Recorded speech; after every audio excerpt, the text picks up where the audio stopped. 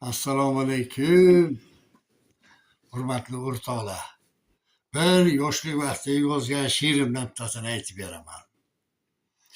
Seni birdam ko'rgan chog'im, oshiq bo'lib qoldim mana.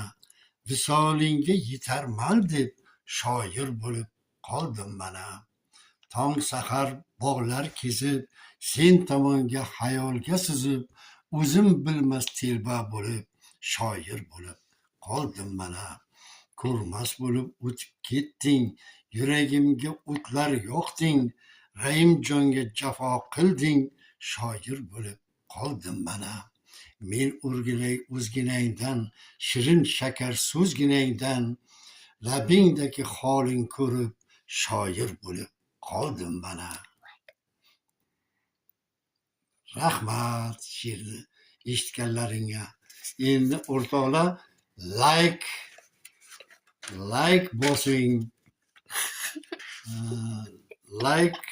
bosing va podpisatsiya qiling iltimos.